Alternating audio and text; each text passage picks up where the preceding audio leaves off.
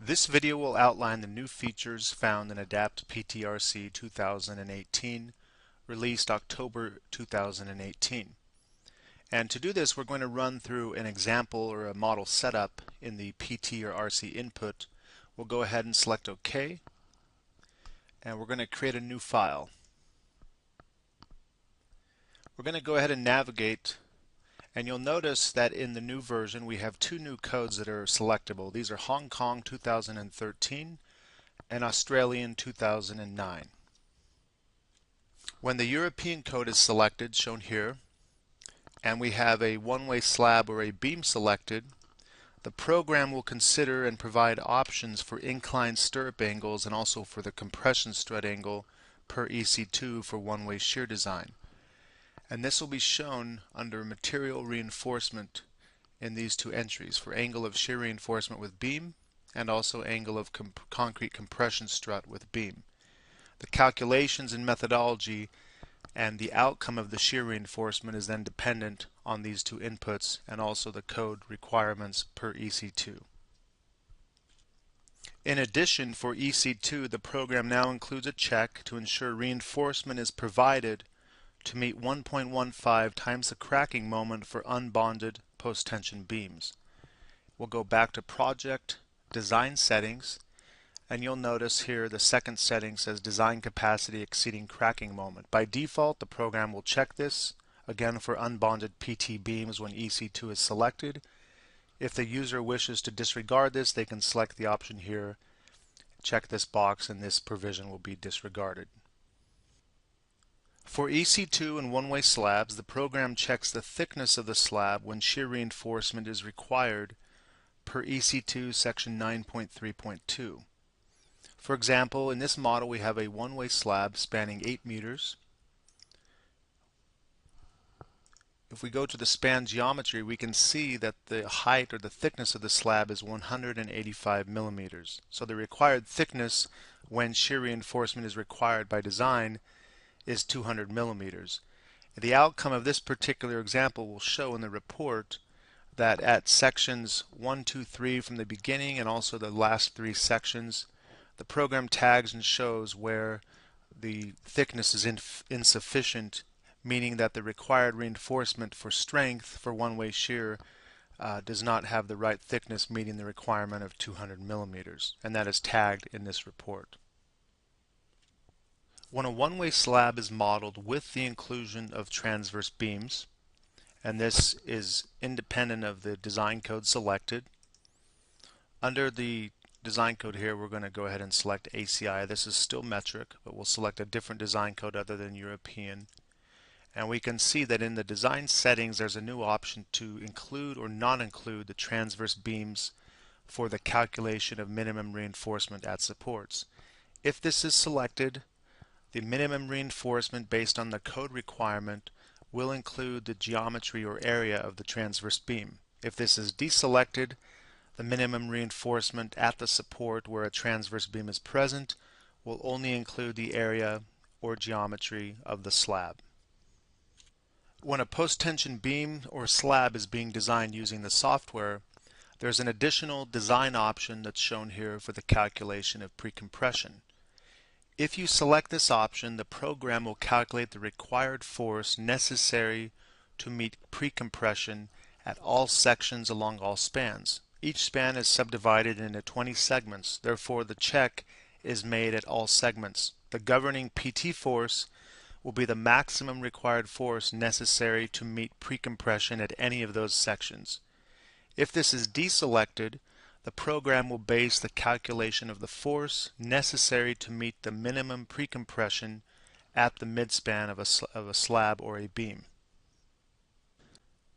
To provide an example for the requirement for P over A, we have a two-way slab that we're showing. This is an ACI, it's US units, and this is a segmental input. And we can see if we rotate the slab here, we have a drop at the first support. We have just a prismatic section here for the slab, and then we have this really deep section that might, for example, be a transverse beam for some reason that might be spanning out to other supports out of plane. And then we have a drop here and a drop here. So if we take a section through any of these sections, either whether it be at the first support, the span, this deep beam, again the slab, or the interior drop panel, the program should really control the force necessary to meet P over A based on this particular segment right there. And again, this is a two-way slab, so we'll go next. You can see it's using ACI, and we're considering all sections for P over A. This is currently checked.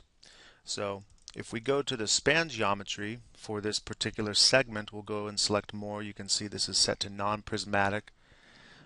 This is a 200 by 48 inch deep beam. So if we take 200 times 48, the geometry or the area is 9,600 square inches. Okay, and we'll go ahead and let me go ahead and cancel out of here. And we're now going to go over to the pre-stressing requirements. So if we look at the average pre-compression, the minimum required is 125. That's the setting that I've made as the user. If we multiply the area of the deepest or controlling section, 9,600 square inches, by 125, we get a required force of 1,000. In previous versions of the program, the required force was always based on the middle segment, the controlling, let's say, section in this middle zone, which was typically just the geometry near the midspan. So we'll go ahead and run the analysis for this example. Okay, and in the PT recycler screen, we can see that the PT force is 1201. So looking at this, and if we want more detail, we can go to tab number 3, and the P over A required in span 1 is 1200. The P over A required, or excuse me, the force required to meet P over A is 1200. And you'll notice that this has changed from what the default would be, which would say P over A mid in parentheses. Here it says GOV governing in parentheses. So this tells us that a section other than midspan is really governing that particular requirement for P over A. Okay, we're going to go ahead and we're going to exit out of the recycler. I'll just go back into the input, and under, let's see, this is under design settings. Let me skip over one more screen here, and I'm going to deselect this option. Okay, and I'll make sure I select next to store that. And if I go back and rerun, okay, after I rerun and I go back to tab 3, we still see that the requirement is 1200, but this has changed to mid. Remember, when the selection is deselected or not selected, the program bases the required force based on the middle segment of the span. So the middle segment is not just the exact midpoint of the span, it's a region within the middle of the span. So if we'll go back and we'll just exit again,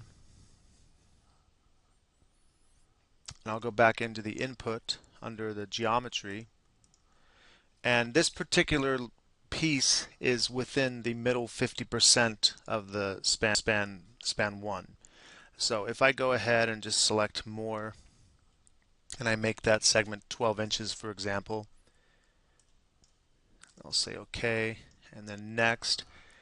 And again, my setting under the design settings still shows that this option, or this new option, is deselected. So we'll go back and rerun again. And you'll notice again in recycler, now the force required is actually 300 in span 1 and 2. And under required PT force, that shows 300. Now one thing you may not have picked up on was the first run when I was considering P over A for all sections, this second span requirement was actually 444, which was dictated and governed by the drop cap either at the interior support or at the end support. They were the same geometry. Once I turned off that option, you'll notice this is actually 300. So both spans are being modified based on that setting. The default is not to include this, and it's basically to do what previous versions of the program have done, which is base it on midspan, but the user now has the option to consider all sections. And then finally, the last feature and improvement that was made was when you use the calculated force method or the tendon selection method. If I switch this to tendon selection, which essentially means that the program is now calculating the long-term and short-term losses for the tendons. I'll go to tab number 5, and you can see there's some number of tendons selected based on an average force over the length of the tendon. I'll go ahead and I'll recycle, and then I'll go ahead and exit. So when this particular tendon selection method is used and the program actually calculates the elongations under the summary report, you can see now that the elongations are reported here in the summary report, and this depends on whether this is live dead, live or dead live. So the user defines in the recycler window how the tendons are anchored, and the outcome of the summary sheet would report the elongations. If you have any questions, please contact us at support@adaptsoft.com. Thank you.